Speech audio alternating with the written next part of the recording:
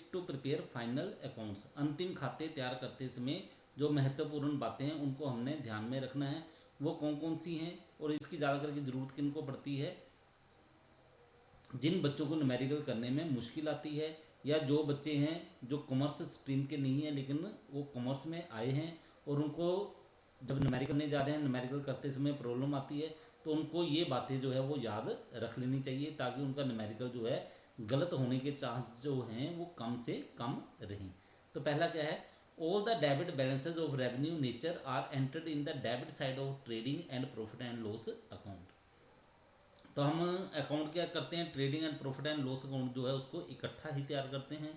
ठीक है, तो इसमें अब आपने देखना जो भी डेबिट बैलेंस दिए हैं, या फिर आपके अगर क्वेश्चन में ट्राई बैलेंस दिया हुआ है तो उसकी डेबिट साइड में जो अमाउंट्स लिखी हुई हैं, अगर वो रेवेन्यू नेचर की हैं, आयगत हैं, तो आपने उनको क्या करना है? ट्रेडिंग अकाउंट की डेबिट साइड में लिखना है या फिर प्रॉफिट एंड लॉस अकाउंट की डेबिट साइड में लिखना है। ठीक है, अगर वो डायरेक्ट होंगे एक्सपेंसेस, ठीक है, तो आप ट्रेडिंग अकाउंट में लिखोगे। अगर इनडायरेक्ट होंगे तो उसको आप लिखोगे प्रॉफिट एंड लॉस अकाउंट में।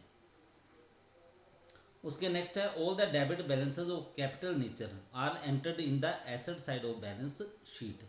अगर ट्राई बैलेंस में आपको डेबिट बैलेंस दिए हैं जिनकी प्रकृति जो है वो पूंजीगत है, तो उनको आप क्या करोगे? बैलेंस शीट की एसेट साइड में लिखोगे। ठीक है, उसके नेक्स्ट है all the credit balances of revenue nature are entered in the credit side of trading and profit and loss account. और ट्राई बैलेंस में अगर आपको क्रेडिट बैलेंस दिए हुए हैं जिनकी प्रकृति जो है वो आयगत है, तो उनको आप क्या करोगे? Trading and profit and loss account की क्रेडिट साइड में लिखोगे। उसके नेक्स्ट है all the credit balances of capital nature are entered in the liability side of balance sheet. अगर क्रेडिट बैलेंस जो आपको दिया गया है या ट्राई बैलेंस में क्रेडिट साइड में जो बैलेंस दिए गए हैं, अगर वो पूंजीगत प्रकृति के हैं, तो उनको आप क्या करोगे? बैलेंस शीट की लाइबिलिटी साइड में लिखोगे। ठीक है, इसके नेक्स्ट है items which are given in trial balance are entered once in trading account और प्रॉफिट एंड लॉस अकाउंट और बैलेंस शीट। तो ये बात आपने याद रखनी है कि अगर कोई आइटम जो है सिर्फ ट्राई बैलेंस में दी हुई है, ठीक है, यानी कि जो आइटम जो है ट्राई बैलेंस के बीच में दी गई है, उसको आप क्या करोगे? उसकी एंट्री आप एक ही स्थान पे करोगे। ठीक है, वो आपने देखना भी कहाँ पे करनी है, या तो ट्रेडिंग अकाउंट में होगी उसकी एंट्री, या फिर प्रॉफिट एंड लॉस अकाउंट में होगी, या फिर बैलेंस शीट में।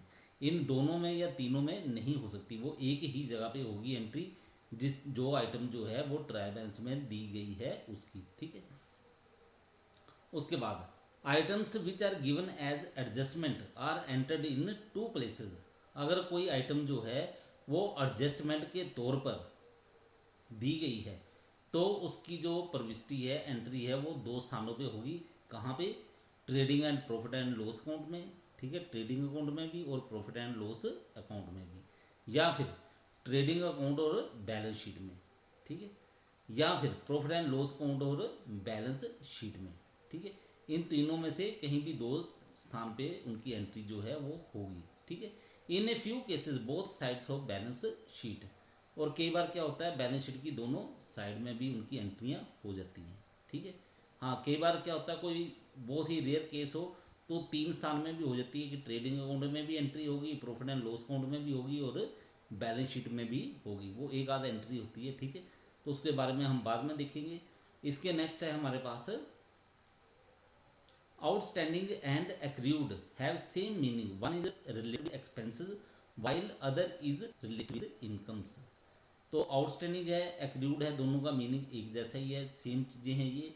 लेकिन आउटस्टैंडिंग शब्द जो है हम इस्तेमाल करते हैं एक्सपेंसेस के लिए, और एक्रूड शब्द इस्तेमाल करते हैं इनकम के लिए।